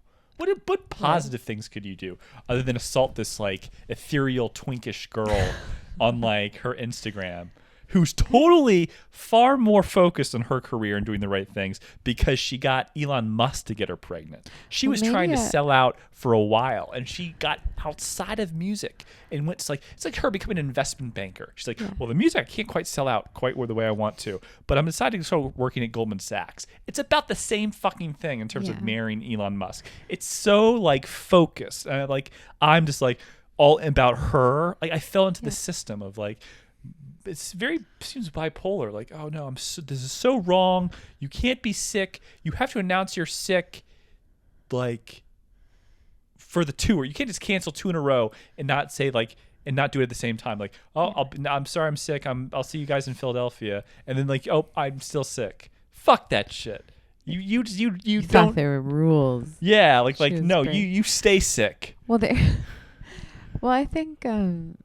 See, it's interesting. Like when I'm feeling a little bit, and I think there are just varying degrees of like mania that come on. Like I was once I was told I have like multiple things. Mania is a good thing. It's like, I don't think it's always wrong. It's wrong if you're homeless because of it, but like it's like a powerful mechanism. But it's like there's different degrees. Like I think mine and yours is probably pretty mild, and like Maria Bamford's probably extreme. Like mine comes on like after I'm depressed or like rape. Like it usually is like it's the come up from the depression. Yeah. And it comes up to so like acutely. Today, like I went shopping like for an hour and left work for like an hour, and I was like, I'm going shopping. Like maybe not what I should do, especially since I have some moving expenses coming up, but I was just like, I don't know. And then I thought about it as I was doing it. I'm sort of like, I'm getting a lot better at self-actualizing, like, oh, I'm a little manic. This is, I'm only going to spend an hour and I'm only going to spend this much. But like before that self-actualization, I was like, I'm fucking burning through. Like I would just burn through all my money. I got into.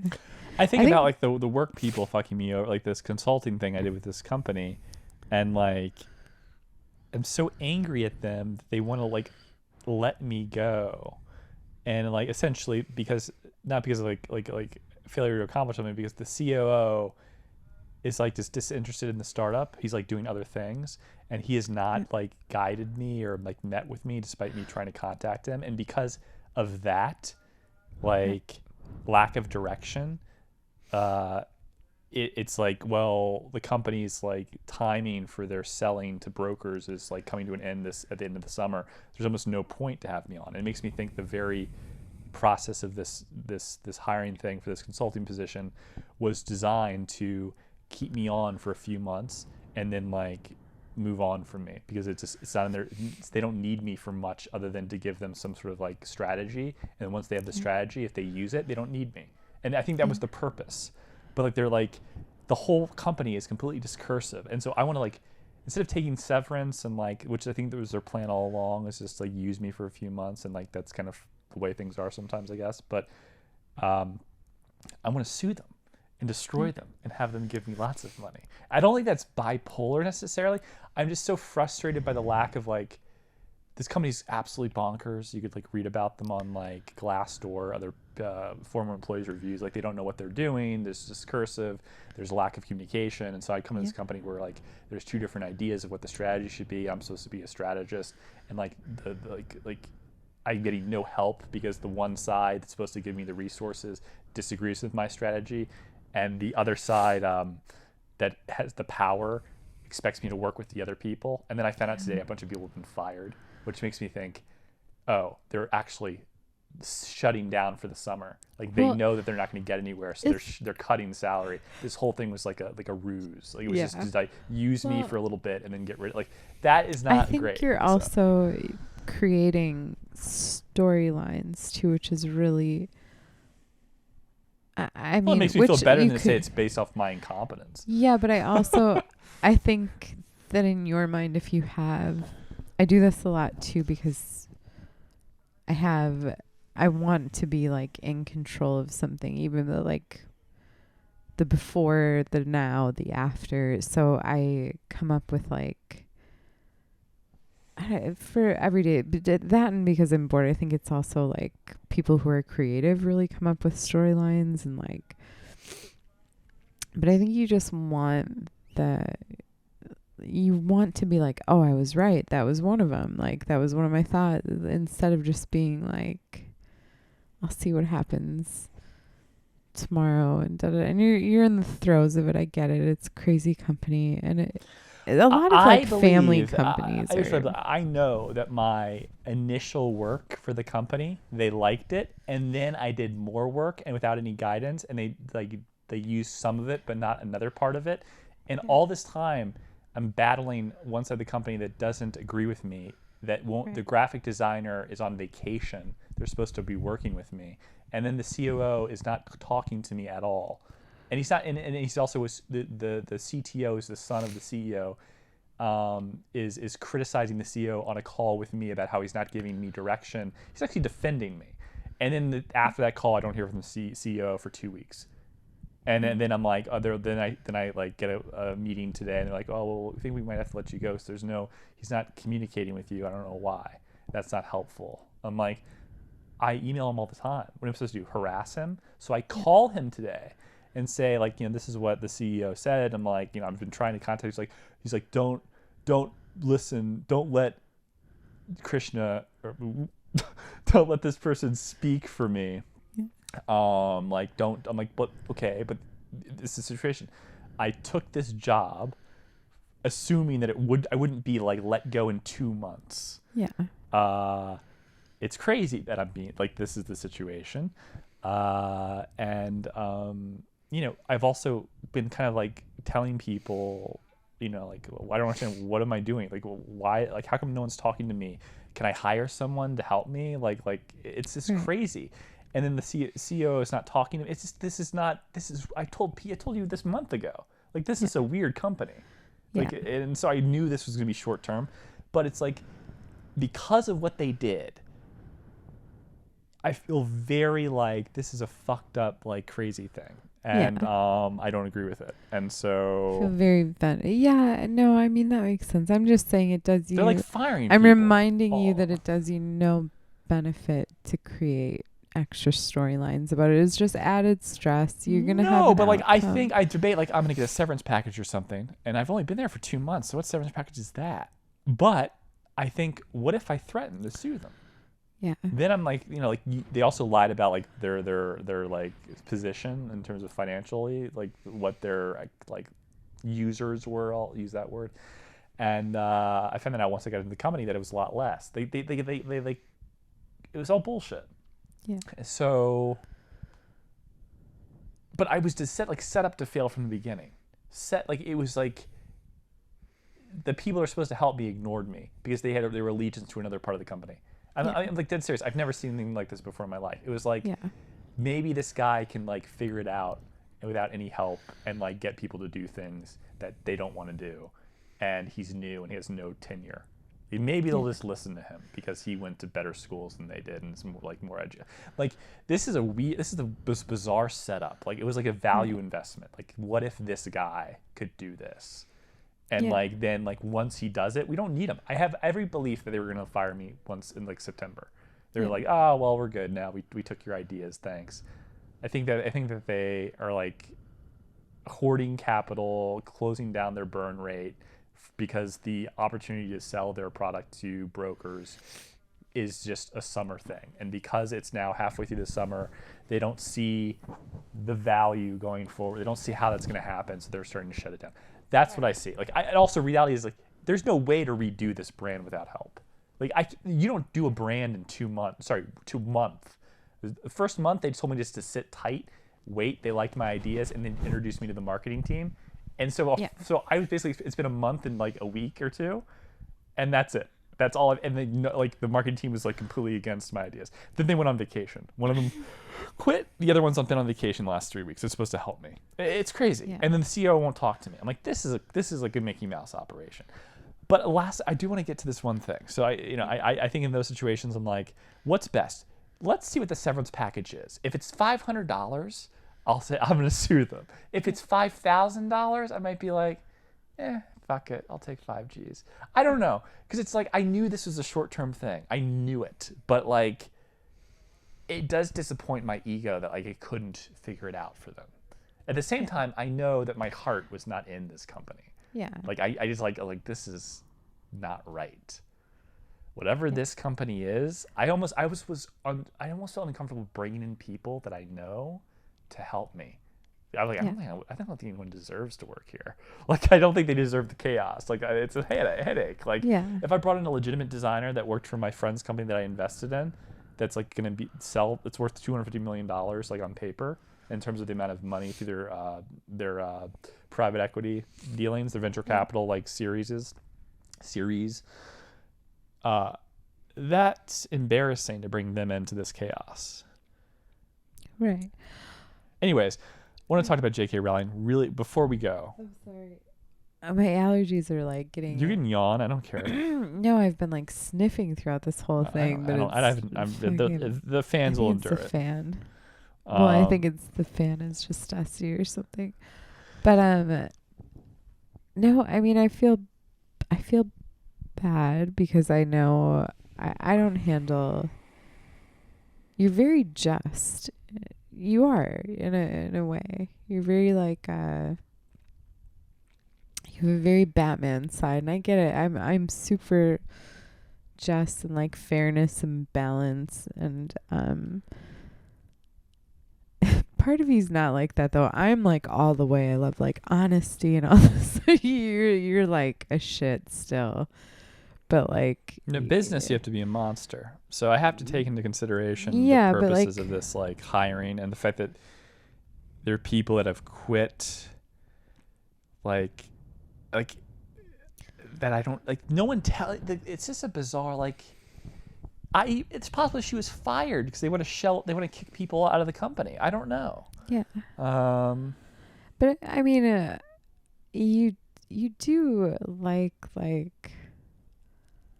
You do like fairness in a way. I've seen it. There's no such thing as fair in life. There's no such thing. But I will say you shoot for like the underdog. You do like you have these very like tender-hearted moments with like animals, and I've seen you react very but then also say things that are like horrifying.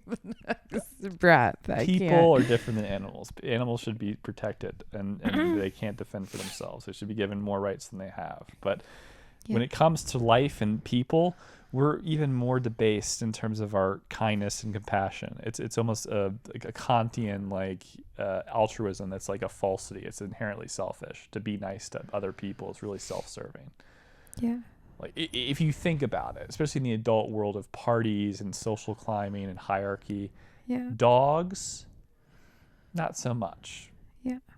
Like they are less cruel to each other than we are to each other. People are very cruel. Yeah. And you have to kind of be that way. Like this company unequivocally brought me in and like it was a terrible reason to bring me in. They brought me in to fill content for them that they don't have. And now their only content writer's gone, quit. And I'm left alone and the CEO is not talking to me. I've had 2 conversations. He's supposed to be the person I report to. He's supposed to be the guy to tell me what, and he doesn't give a shit. Yeah. So that leaves me in a tough spot. And it angers me that I wasn't given the opportunity to do well. Yeah. It's weird. Well, I would just talk to him tomorrow about it too, because you still don't know for certain that this is how it's going to come out. The reality is I am doing work on my own in terms of designing and content and strategy and brand all by myself. Normally those things take a few months to do. Well, maybe he's going to recognize that with you in this meeting tomorrow. Like, hey, I recognize that you, but we've got a new team coming. He probably knows that the CEO's intention is to fire me right now, and he didn't expect me to even call him. And he's okay with that. I have a feeling he doesn't think I'm a bad person or that I'm incompetent. I think he knows that the company is it's like my first go was okay, my last go was like not good enough, and like part of it was, but there was a lack of synergy, and the CEO's son has a completely different kind of like, he wants to go a different direction. So I don't know why they brought me in ever in the first place. Right. Like it's other than to just surprise them. Like they gave me a legitimate amount of money, but like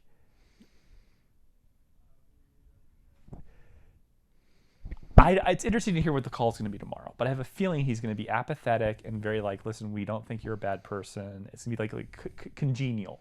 Yeah. But I'm not going to tell them about my intention to sue them until I hear what the severance package is. And then I'll tell that like office person what my intentions are. Well, because you can't make you can't induce hiring with false information. You can't say your company worth $100 million. You should really work here and it's worth $1 million. That's illegal. I have them on like I'm not saying I'm like a snitch. What I'm saying is I'm trying to leverage that because they're fucking me over because they're just a crazy company. Yeah. Like they have nepotism and they have different views of what what they should be doing. Right. But if they offer me like a severance package of something legitimate, I might give them the work that I've done and say, I really believe this is what you're supposed to be doing. Like they also have all these fake reviews that are FTC violations that I found out last night, or Article 15 of like Federal Trade Commission law. Like these things have to be real. And so part of my basis for the marketing strategy requires an investment in terms of the branding that I don't even think they're willing to do, which is actually get real users to talk about their experiences and we showcase them. You could hire a photographer for $1,000 and give each of the participants $500 to do a photo shoot for the day and take one quote, or just sign over the right for a quote and I'll write it. Yeah. Like it really is nothing, but that type of coordination probably way over their heads and unnecessary. So, I almost spent my own money on some of this stuff for the company in terms of the video editing for the website. Like this, fuck this. Like I was going to reimburse them. So glad I didn't waste a dime. Yeah. But really. Anyways, J.K. Rowling really quickly tweets endless death and rape threats of loss of livelihood, employees targeted, physical harassment, family address posted online with picture of bomb, making manual aren't mean comments. Okay. If you don't yet understand what happens to women who stand up on this issue, back off. She's speaking to Matt Walsh, who's the conservative pundit of the Matt Walsh blog, who came out with that movie What is a Woman, that makes all like the trans activists kind of like a little silly. Like, oh, a woman can only define what a woman is, right? It's like, what's a cat? Yeah. And they ask, like, what's a cat? Like, do you know what a cat is? Can cats only define what that? Then it like throws the argument on its face in a little way, right? And she was responding to J.K. Rowling here, to Matt Walsh's tweet about, sorry, but women who publicly renounce the definition of women for fear of mean comments from trans activists deserve all the scorn they get. The kind of gutless cowardice is exactly what got us into this position in the first place. I think J.K.'s response is actually a veiled conceit to his point.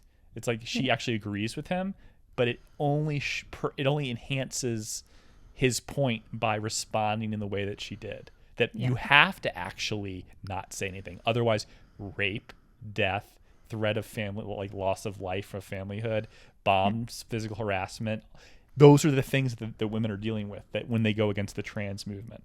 Yeah. Like she's actually listing all of them in a way while attacking the guy that came out with that allegedly transphobic movie. So in a way, she's agreeing with him and saying, in order for women to be protected in this environment, they have to like be silent. Yeah. That is not how she thinks. It's like, it's beautiful. She's explaining that this is how severe and toxic the situation is. Right. And she's not. They're both right.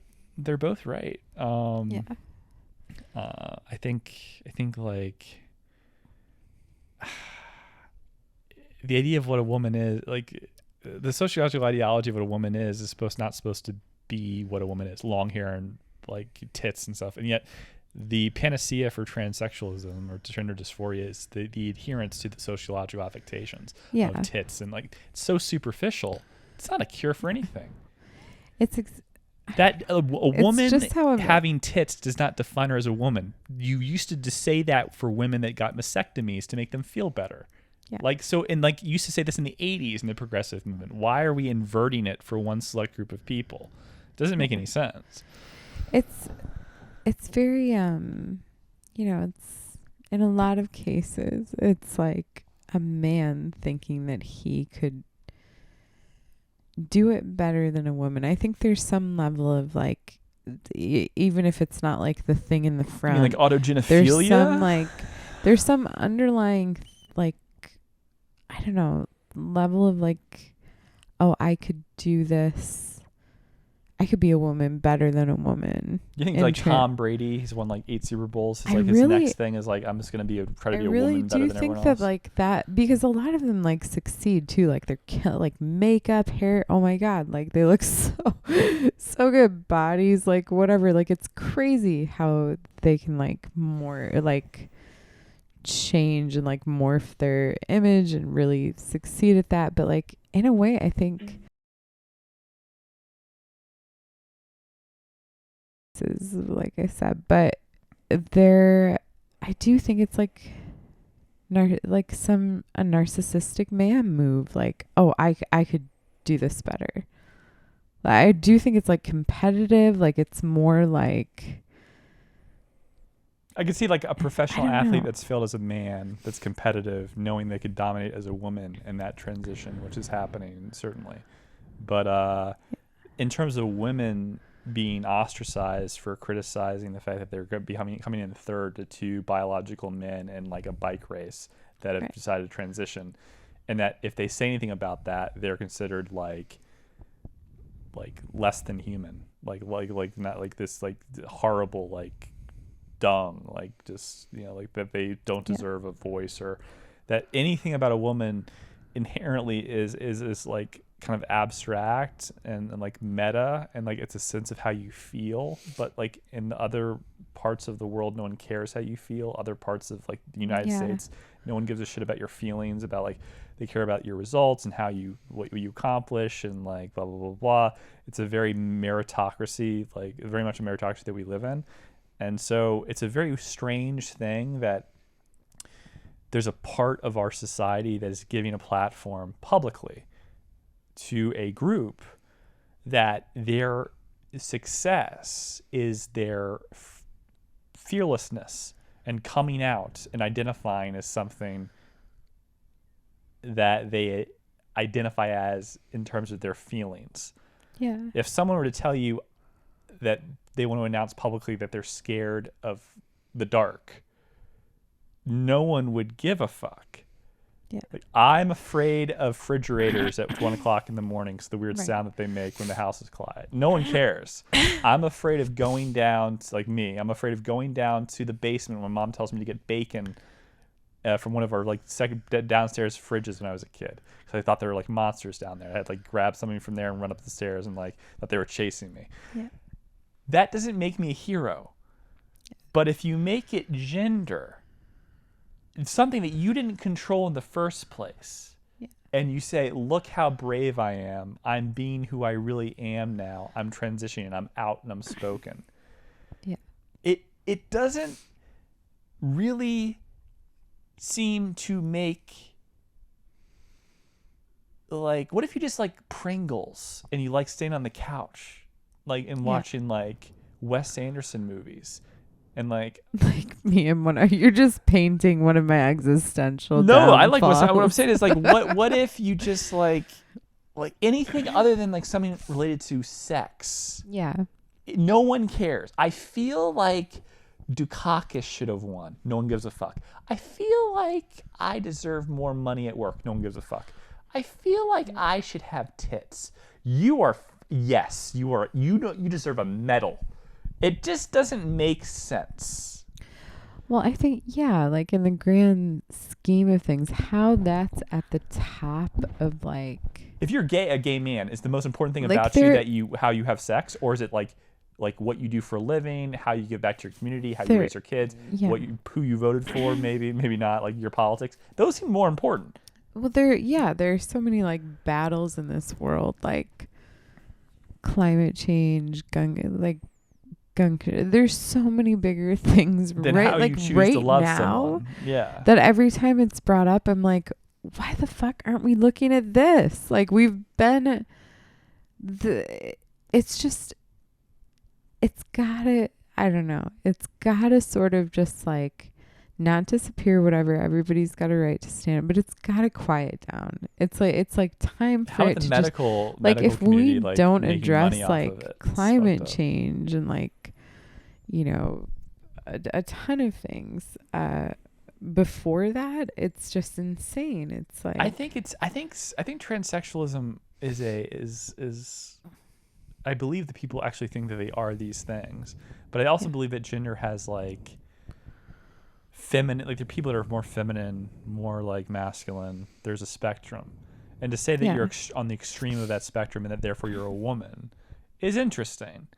But the fact that it's been adopted and embraced in this way, it either is a perpetuality of gaining a smaller but additional market share quotient of people, very small, in the U.S. populace or the world populace to adhere to a certain ideology of like liberalism or progressivism.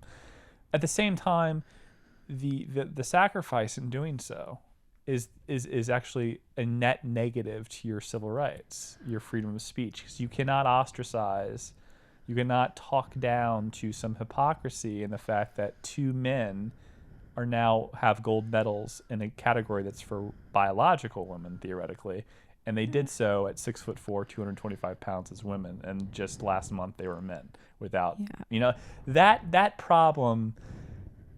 That's the issue. And then the other thing is very Alex Jones like I wonder if like he talks about the globalists, they're transhumanism, the idea of like we should merge with machines and stuff like that. Like maybe transsexuality is like an encouragement of this thought in the detritus of sociology, and like it like this, so that we feel more comfortable about like I'll just download my brain to my Macintosh. That's so like funny that because type thing. my So I friend, live forever. my friend who's like really into trannies, like a super whatever, fetishizer in a way, but like really that's all that he wants, and that's great.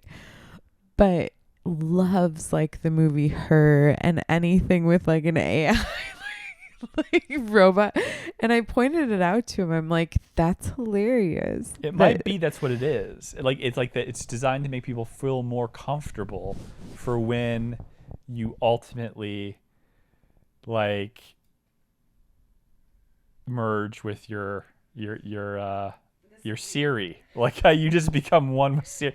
Like that's what it might be. Like that's really interesting because I brought that up to him because I'm like, his level of like detachment and things like that, and I'm like, I think that this whole like you being into what you're into, it's like this is like the bigger thing of it, like you liking these movies, but like really I don't think, I was like, I think you'd be happy like fucking the cloud. Do you think it was not odd that during the was pandemic weird. that people take very seriously, perhaps they should, that the only protests that were allowed, there were other protests that tried to get permits, but they were not allowed. The only protests that were allowed were the Black Lives Matter protests.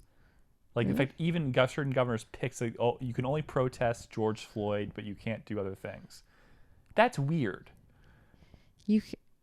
There were like the mayor of Los Angeles is quoted as saying, "We're allowing these protests. You're allowed to break quarantine law for the Black Lives Matter and George Floyd protests on Little Santa Monica Boulevard, but not like anything else," which is strange considering you should have the right to protest anything.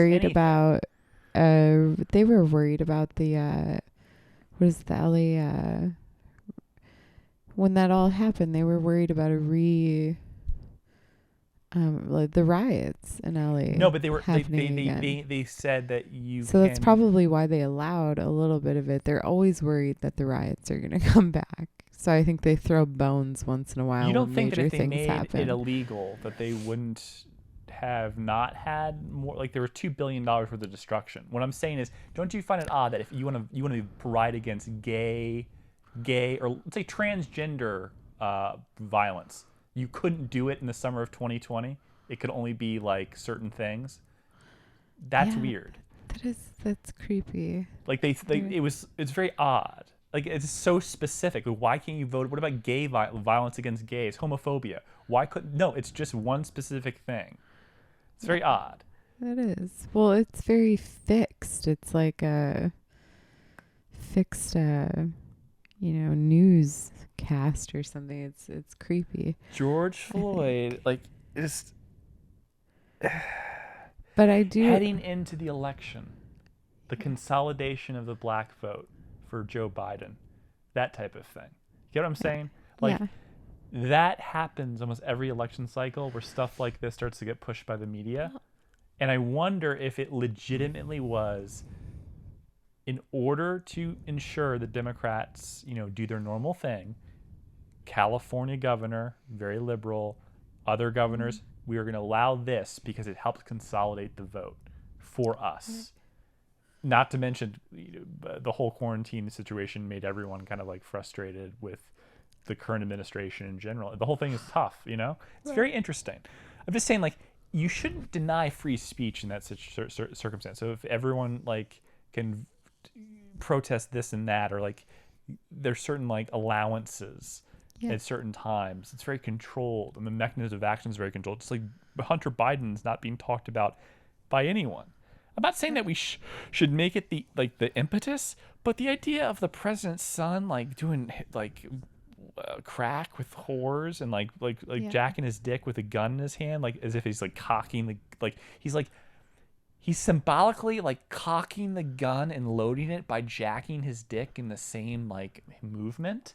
Like I'm moving the gun like this in a rotating circle, and I'm jacking my dick like I'm getting it ready. It's being loaded right now with my dick. He's like waiting for like Danny McBride to make a different. Like, it's weird. Some comedians are just loving this. I don't know, man. Anyways, we've done like 2 hours, so that's good. There is really, are you gonna segue away from this? No, we're done. 2 hours. We've done about 2 hours now, and wow. Go to deflora.com for DWA merch, and patreon.com/thebenben for the show. Stay fabulous. Hunter Biden in 2024. All right, see you guys. Bye.